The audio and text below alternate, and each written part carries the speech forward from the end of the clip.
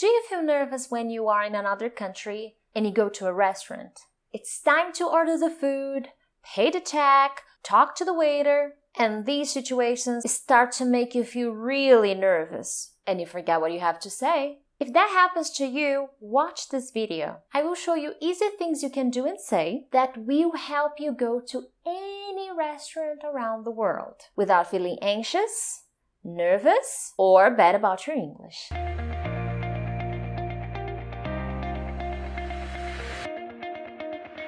Hey friends, Teacher Prix here to help you talk to anyone, anywhere, anytime in English. Thanks for coming back for another video.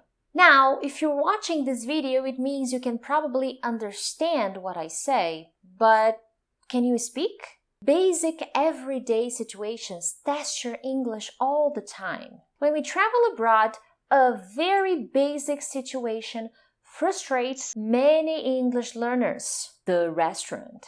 Fast food place or an ordinary restaurant.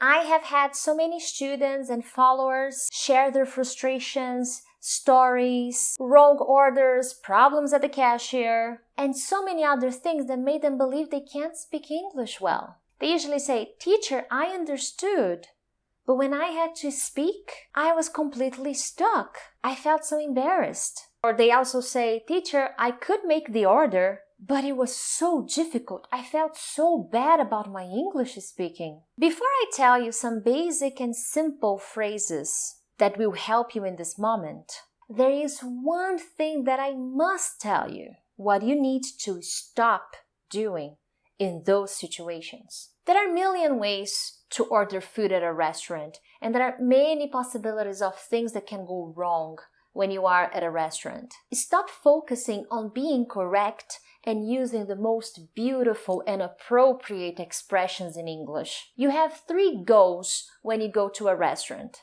order the food, pay the food, and have a good time. The problem is that when you decide to go to a restaurant, whether alone or with family, you anticipate the situation. What is to anticipate?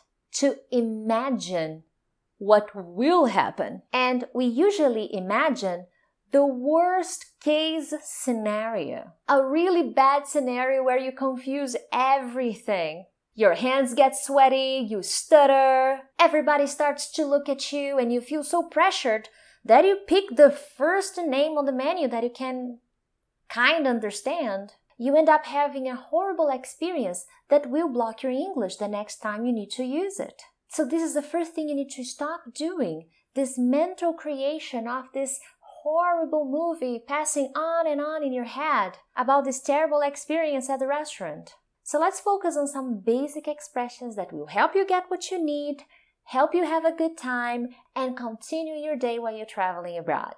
Ordering the food. Please. Here, the name of the food plus the word please. You don't need to remember expressions like I would like to have, can I have, I'll have. These are cool expressions, but at the end of the day, just look at the menu, point, say the name of the word, and then please. And you're good to go. If you don't understand a name of a food or a dish, use Google Images so that you can have a better idea of what that dish looks like, of what that food looks like, okay? There's nothing wrong with that. I want chicken breast and broccoli, please. Now, is I want the best and most appropriate way to order food? No. But if that's the phrase you can remember, hey, that's perfect, and that's all you gotta do. So it's not about being able to speak correctly all the time and being perfect, but it's being able to communicate efficiently, quickly. So in this case, I want is completely okay. Remember, it's about having your order and having a good time. Risotto with the shaved truffles and the roasted rib steak with the golden chanterelles and the bordelaise sauce. Unless any of that stuff I just said means snails. It does not. Tomato tart.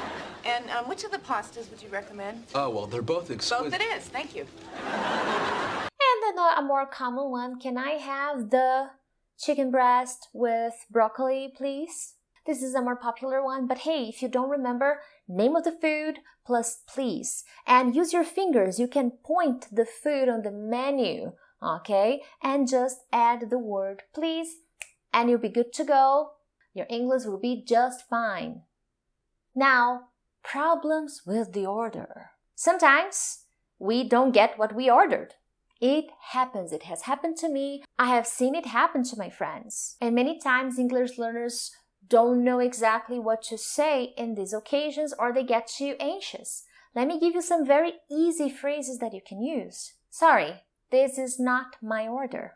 I want chicken breast with broccoli. Another example, sorry, this is not what I ordered.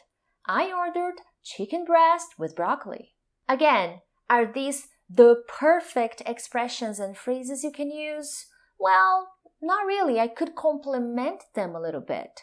But remember, it's about having a good time and communicating efficiently so that you don't create negative associations with the language, so that you don't feel like you can't speak English. Because when you create those associations, you will start to block your speaking potential. And we don't want that to happen. Paying. If you finished your meal, you can say, "Hi, excuse me, can I have the check, please?" Then, when the waiter brings the machine for you to make the payment, they will probably ask you credit or debit. Just say one, credit. Credit, please. Debit, please. And you're good to go. You shouldn't worry about that. When you finish paying, they can give you a piece of paper with the details, which we call receipt.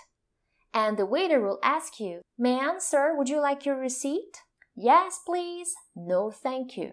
Now, there are more things, more situations of things that can happen in a restaurant that I will talk about in the future, in other videos. But I wanted to make this video short, okay? Now, if you want to receive more lessons of how to deal with your English speaking, I have an email list where I'm creating content based on everyday problems that English learners have when they have to speak English. Job interviews, meetings, travels, international trips, exchange programs, and so many other situations that may get us stuck. So if you are interested, the link is at the descriptions, okay? Basically, the materials are in English with a little bit of Portuguese for the more basic speakers. But in general, you'll be getting tips on how to use the English you already have to succeed in all the situations. And more importantly, the real English, not school English. If you like this video, make sure to subscribe so that you don't miss any of my weekly videos. Other than that, I'll see you next time. Bye!